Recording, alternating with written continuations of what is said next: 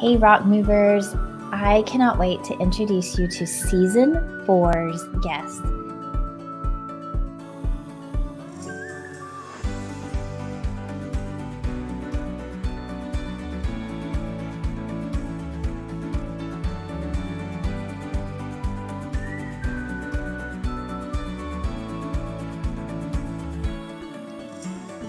Hello, Rock Movers, and welcome to a new season and a new episode. I'm so excited today to share someone that I feel like brings a new light, a new spirit, a new language to our show. My guest today, you're going to love. Her name is Birgitta Visser. She goes by Birgitte. She is a modern day mystic guiding others on a journey of self-discovery and empowerment. As a soul empowerment coach and divine channel, she tunes into higher frequencies, delivering messages. So keep your mind open and let's welcome Birgitta Visser to the stage. I'm going to bring her on now. Hey, Karen. Welcome.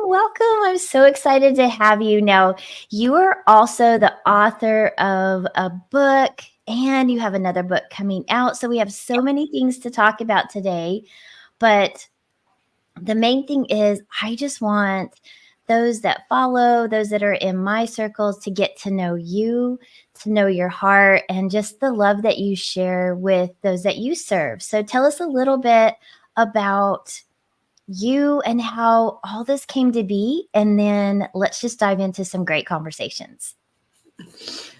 Well, first of all, in 1974, I popped out the womb, right? I was born. That's where it began. Yes, that's where it began. And then, I went through so much trauma in my life. Before I came to Earth, I signed up for everything on the sheet. Yes, I would like to experience that kind of trauma. Yes, I can do that. Oh, yeah, sure, bring it on. And I pretty much signed up for everything in the classroom. I've been through a lot of trauma, a lot of ups and downs in life. And I wouldn't be who I am today if I had not gone through that eclectic bag of mixed trauma. So I love that you say that, because we can choose to be a victim or we can choose to allow those things that we've gone through to help us step into who we were really called to be. Yes. I believe it's a choice, and I love that that's how you see it as well, because that's one of my main messages and main missions is for people to see that they have a choice in how they perceive what's happened, what they've experienced, and what's happening now and next. So I love that. So I think when we get to a certain age, whatever that age is, wherever we are, I've heard several people say, I'm a woman of a certain age. I love that. I'm 55. I'm not gonna, there's no need to hide it. I've earned those 55 years. But in those 55 years, much like you, I've experienced trauma, and I've experienced things that felt like in the moment were absolutely breaking me. Yeah. And what I see now as I'm looking back is that, yes, they were breaking off parts of me so that I could emerge the parts that were keeping me protected and safe in this little cocoon, and not the parts that needed to rise up and be active, right? Or be empowered, or be vulnerable, or the parts that were just hiding underneath the shell.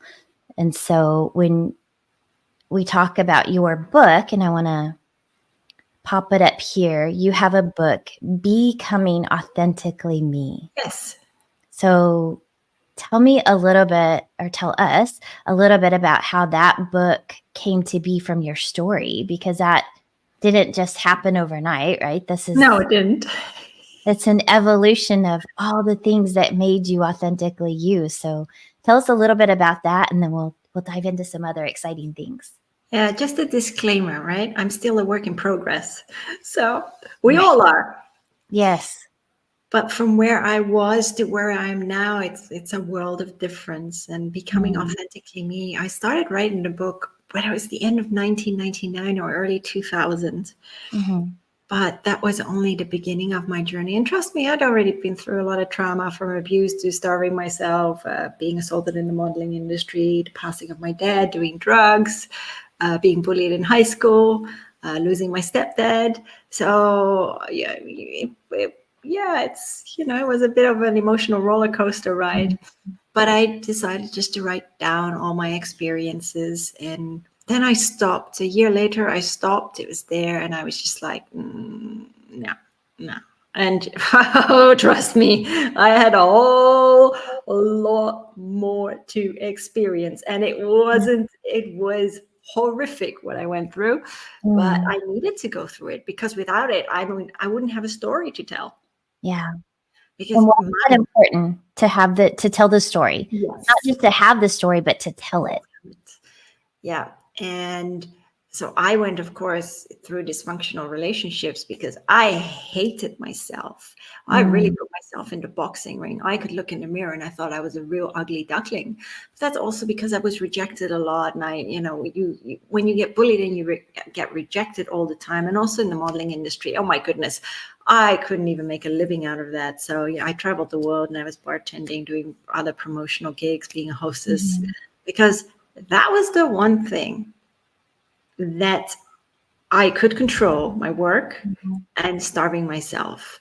The rest was a little bit out of my control, even though I was trying to function, but I Mhm. wasn't, because I wasn't healing myself.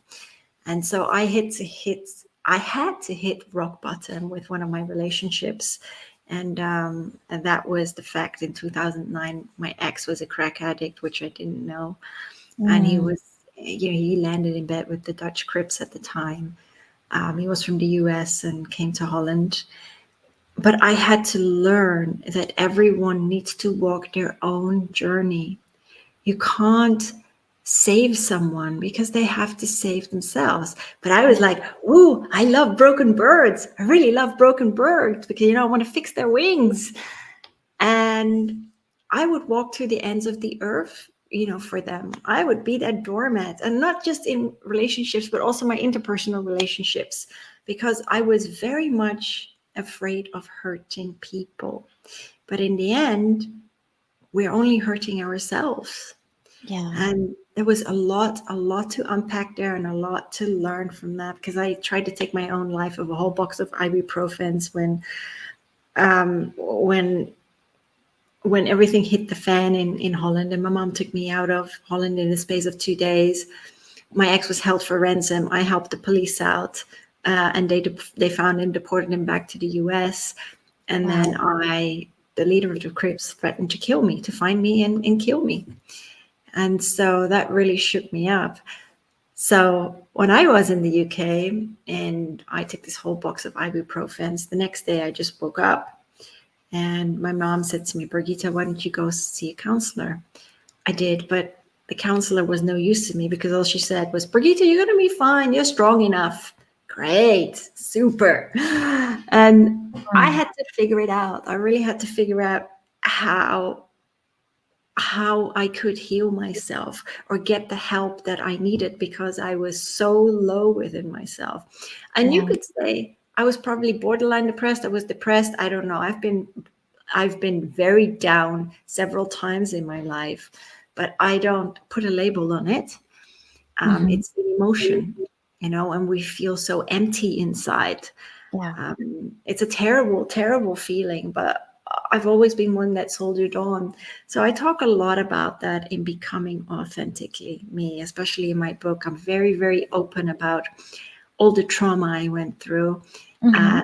and everything that I experienced and how I healed. But as I always say, it doesn't matter how you decide to heal, whether that's holistically or you go to see a counselor. You have to do what really aligns with your spirit. That's the Yeah. most important thing. Yeah. I love that. So what we love talking about here on the podcast is how all of these things, as we're going through life, we feel like they're happening to us and they become these heavy rocks that we carry in our bags, right? So we're picking up this trauma. I Yep. had this relationship. I had this brokenness. I have this depression. Yep. What was the pivotal moment that allowed you to say, no, this happened for me? Was it this depression that you just talked about? Yeah, that was probably the first time, yeah, because I really wanted to make that change within myself. It's not Yeah. like there was some fairy godmother or one of the archangels said, "Hey, Birgitta, there you go. I'm going to wave my magic wand and you're going to be poof, you're going to be just fine." All right. No. Wouldn't that be nice? No, there Yeah. has to be has to be this almost like I love using the analogy of the caterpillar that becomes the butterfly. Yes. That process of metamorphosis is painful for the Yes, of caterpillar. course. Yes. You know, that, but without that pain, that transition, that transformation, there wouldn't be the butterfly. And so Absolutely. we go into oftentimes that reclusive depression, or sometimes people call it a dark night of the soul, or Yes. there's all of these different terms and analogies. But really, it's that retrospective time where we get to hold a mirror up and say, how is this serving me? And what do I do with it? And so Yes. that's the moment that I love to say is when we get to pull the bag off, look at it, examine it, take all the marbles, all the rocks, all the dirt, all the junk out of our bag and choose what we want to carry forward from that moment. Absolutely. Absolutely. And so you got to pull all the heaviness out and you began to carry what forward? What was the lesson for you? A lesson for me was really that there are a few valuable lessons in there because I always cared what other people thought of me. I was scared of hurting other people. I was scared of what people, oh, what if I do this? What is this person going to think of me? So I was walking around like that. And people pleasing is not fun. Oh, definitely not. You're not doing yourself any favors. But I had to learn to set boundaries. And that took me quite some years. And not only that, but I had to learn to love myself and fix that relationship with myself. Happiness is not, well, you know the saying, happiness is not an outside job, but it's an inside job because everything starts within. If people realized how powerful they are, then they would just turn within and sit with the stillness, sit in the stillness of themselves and become best friends with themselves. And that was something that I really needed to understand. Sure, I was like a social butterfly, so to speak. But it just, I look back at it now. Again, I wouldn't have it any other way, but I really needed to learn to set these boundaries and not to let people run over me like a car truck. Because that was bad, and people took advantage of me. It's like I gave them the hand, they took my whole arm, or they swallowed me whole, so to speak. But I allowed it. And so taking back my power was all about taking control of my life and taking that responsibility to make the amends. And it's very hard. And I understand that when you're in the middle of a traumatic experience. But the key is to become conscious of it. When you become aware of it, then you can start to reevaluate it or analyze it. But you have to come to terms with yourself. You have to be honest with yourself, and take yourself out the boxing ring. When you look in the mirror, my dad used to always say this, and he passed away in 1988 when I was 14.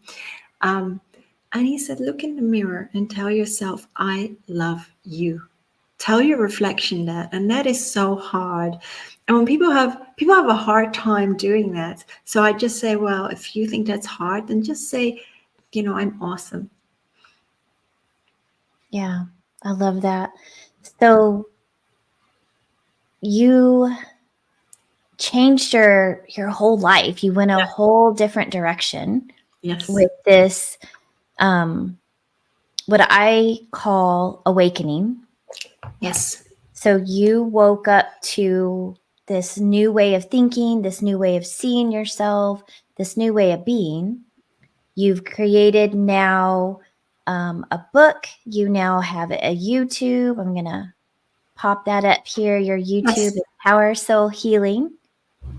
And this is where you now get to share your lessons that you learned from the rocks that you were carrying. And this is where you get to love on people and be this new, authentic version of you.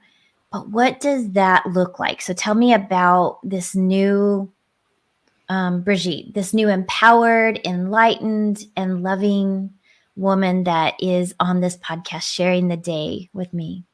Wait, am I that enlightened? No, not yet. I think you are. Oh, I'm still learning. Like I said, I'm still learning. And I mean, through my very dark times, my constant companion has always been, well, of course, Archangel Michael, but also the Ascended Master Saint Germain. And he's hilarious. He's very eccentric, very quirky. And I just love his energy and his sense of humor. But yes, my YouTube channel is at Power Soul Healing. And it's funny because it's growing pretty quick now, because I put a lot of light language transmissions on there for people, whether it's to overcome anxiety, doubt, fear, creating more positivity, removing blocks in your life. And light language talks to people on a soul level, because your mind, it's like minion language. You're not going to understand it. Yes. But you don't need to understand it on, as I say, that 3D level, so to speak. Your mind doesn't need to comprehend it, but your soul understands these light codes just beautifully. And it's like your soul is just, taking a deep, well, sighing, whatever you call that in English, sighing or taking a deep breath, whatever Yes. I just said, a release. Yes. Yes. So that's, and it's beautiful, and I love doing it. I'm very humbled to be able to do that. But I'm someone, Karen, that believes very much in progression in life and development. I don't like to stay stagnant. I'm very much these days in the flow of the universe. I just allow things to happen. But that did not go overnight. Just because I went through one, very terrible experience in 2009, I still had a lot to unpack. It was like, yeah, sure, I smashed those boulders and reevaluated my life and studied many healing modalities, and even taught Reiki to quite a few people, and did many other workshops. I studied EFT as well, loved it, became a meditation teacher. And that wasn't the end of it, because I got sucked into another whatever, a really disastrous relationship, another toxic one. But it was beautiful. I look back at it now and I'm very, very thankful, because again, I wouldn't have done Kambo treatment, which is shamanic frog poison treatment, where you really purge and purge and purge. And that was very, very powerful for me. And again, I met my former mentor, Alania Starhawk, and she's an Akashic record healer. So she walks through past lives. And my ex in Florida could not let me go. He was like a pug, a relentless pug holding on to me. And it was very controlling, very possessive, because bless his heart, he moved from an hour away to 2 doors down from me. And he didn't understand why I didn't love him anymore. He's like, people work it out. I said, but I don't love you in that way anymore. I just don't. And eventually I couldn't take it anymore. I sold my home to get away from him. And I loved that home. And so I found Alania, and she really, really helped me. And in a past life, he wasn't very nice to me. He took my life by slow poisoning me with something. It was almost like a red poison of sorts. I cannot remember the exact herbs right now, but it took several months. And that's why in this lifetime, I had severe stomach issues. I couldn't hold anything in, nothing. And it took me months to get that right. And all the while in my head, it was like, they were like, Birgitta, just get rid of him. What are you doing? What are you doing? Why are you holding on? But I was so scared. That's the thing. I was so scared to confront him and just say, you know what, we're done. I was in a different country. Until I got there, and I said, this is not working for me. Yeah. So the energy changed just like that because it was healed. Wow. Through the past life healing. And he started to work on himself, and he just left me be. And that was really, really amazing. And then through Alania, I learned to channel as well, going to one of her workshops. And channeling, I sat there, and it was she did a meditation, and boom, I was gone. Then she counted back 3, 2, 1, boom, I was back in the room. And everyone had seen colors, the guides, the ascended masters, the archangels, you name it. And I saw diddly squat. I was very, very upset. I was sitting in a corner, and I was crying and just wiping my eyes dry. And it's a beautiful exercise that Alania gave us all. And this is how she started. She just took a pen and a pad, and she said to the universe, I'm ready and open to receive. And so when the class was finished, I went home. And I think my mind was so shot at that time. I was so exasperated that I sat down and I did that. And boom, it just started to flow. And I read it back, and it was just like an old English prose. And it was just amazing. And I just started to ask questions. And then I started to use my cards, and whichever, Archangel Ascended Master popped up, I would just ask a question and see if they could convey a message. And that's how I started. And it's been wonderful ever since. It's become very easy for me. Wow. That, for many people listening to this who grew up in traditional Judeo-Christian homes, this just sounds otherworldly or hard to believe or hard to realize. How can someone learn more about what you've shared, and how can they, if they're questioning or have like they don't understand what this means, they want to explore it, what would they do? How would they begin that process? So you're talking about the light language itself, or just in general? In general, the whole evolution of discovering something that the world or our traditional media calls alternative. It's funny that you mentioned that the media calls alternative, because it's actually ancient.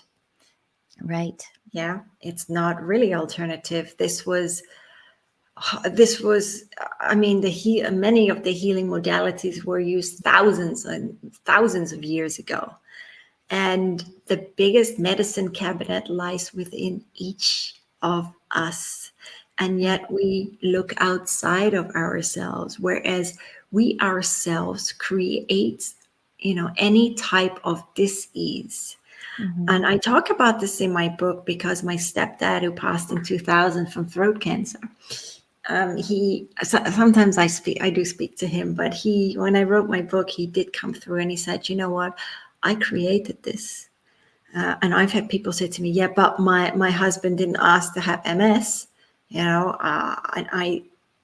it's very difficult. I'm very empathic to that, but we do create our own dis-ease. We are either our greatest destroyers, but we also are greatest inner builders. We are energy. And thus we are divine alchemists. Yeah. And I love that science is now proving this for those that don't know or don't believe. We now have the technology to scientifically prove all of this, that we are energy and that Yes. words have energy and Yes. thoughts have energy. And so, where would you suggest they start? There are many options, but if you're really open to it, and for me, I mean, I love to meditate. I love to listen to David G. Meditations, and they're like 20 minutes. And I dare you to try it. 20 minutes in the morning, 20 minutes in the evening. Just plug it in.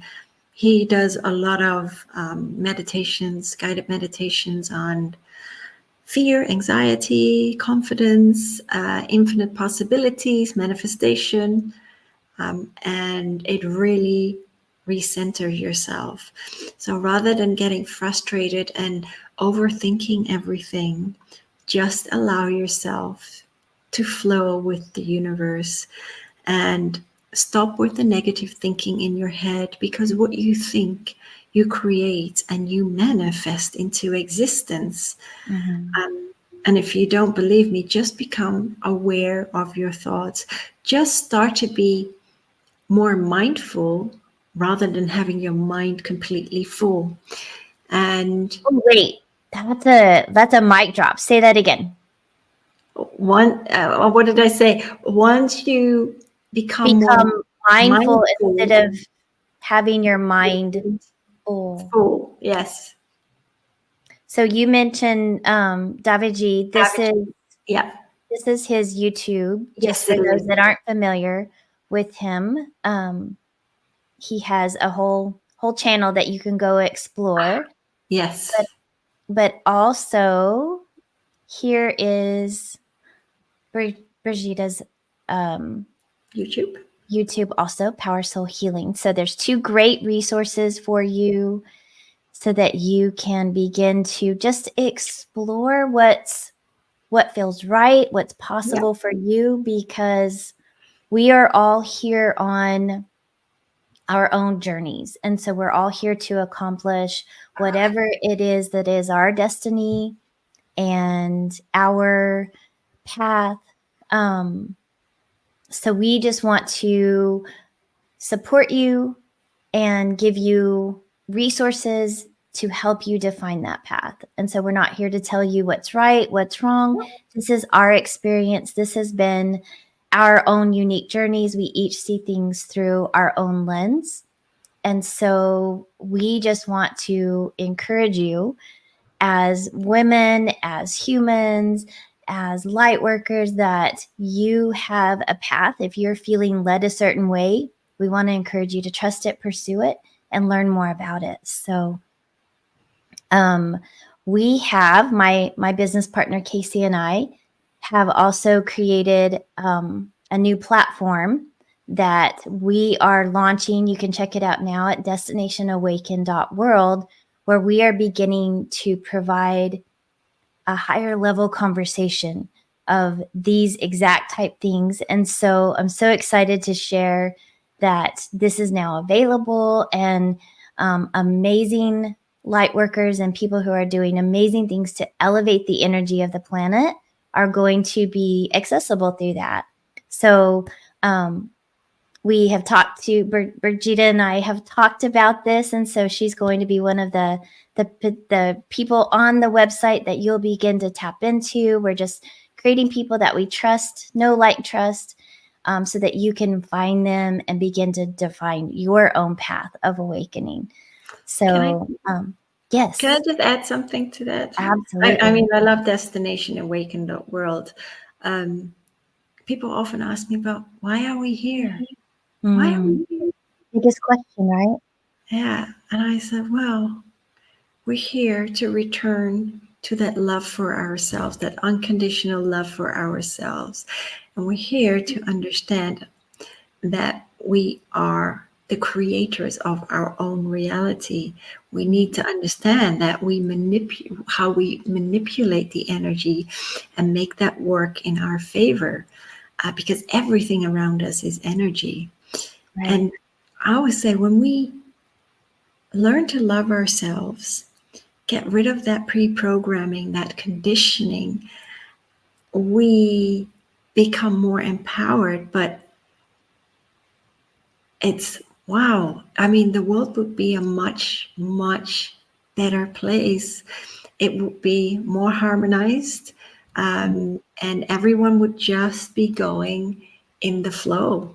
And maybe one day we will get there, but everyone, as you said, is on their own journey, and that is okay, because if we were all vibing at that same level of consciousness, how could we ever learn from one another? How could we ever understand duality and the ego?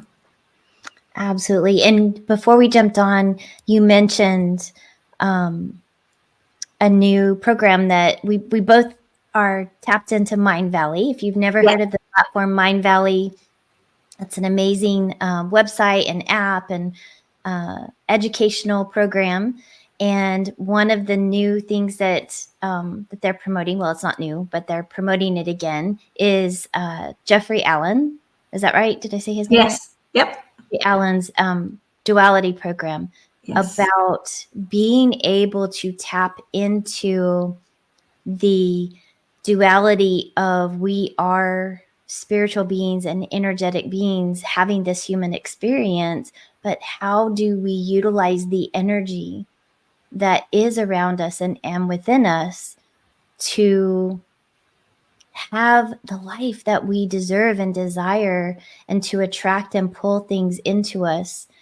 And he gives this example, and you said it perfectly, about how to really tap into that mindfulness that you said, instead of having a mind full of all the noise, because it can become so overwhelming. And that's a great path to the depression. That's a great path to overwhelm and to burnout, is to just have all of this noise.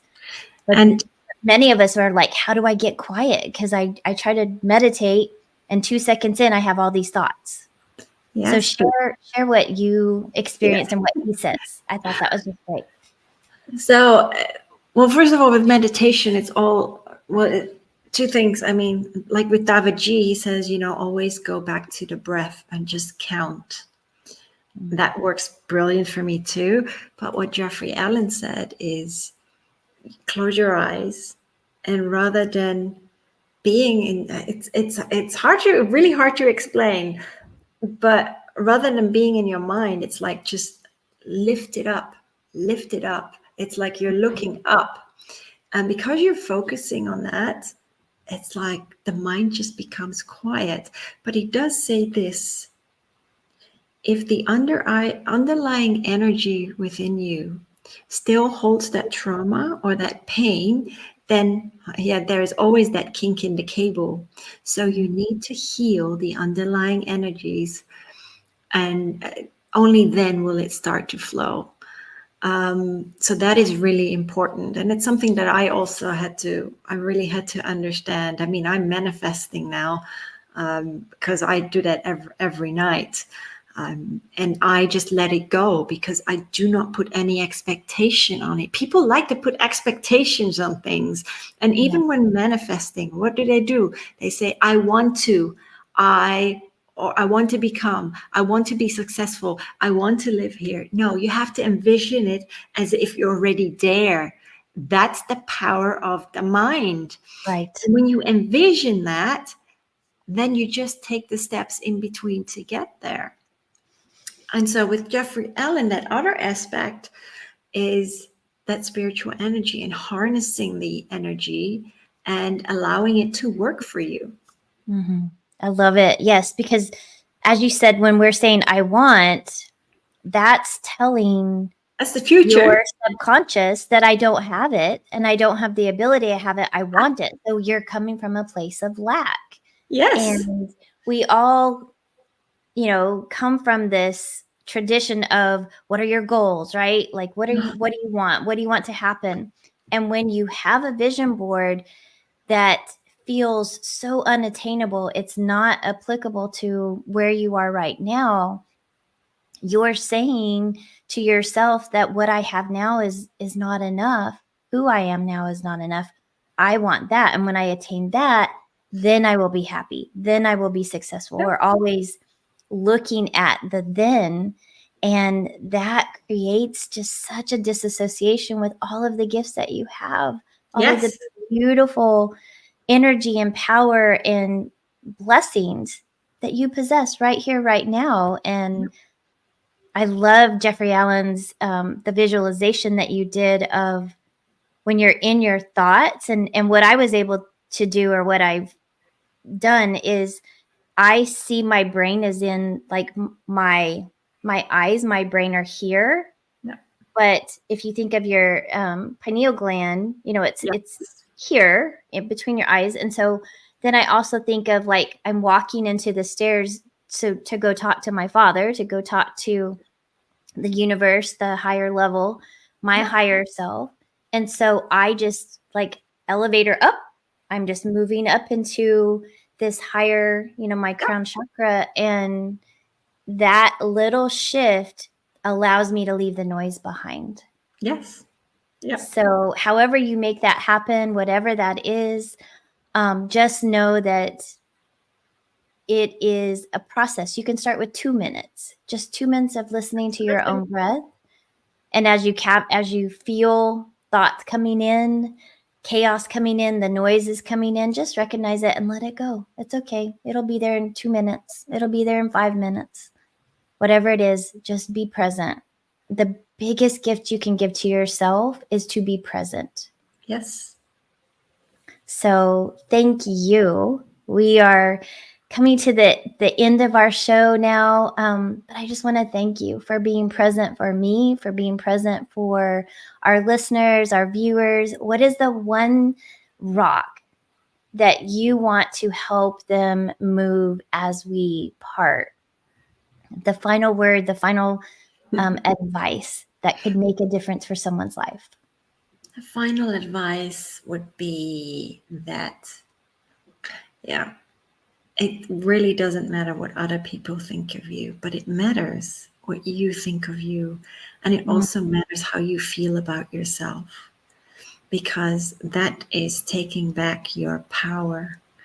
And just walk your path and experience life in all its essence, because life is an experiment to be experienced. It is not just, yes, it is, as I always say, as I've always been told, it's the game of cosmic evolution.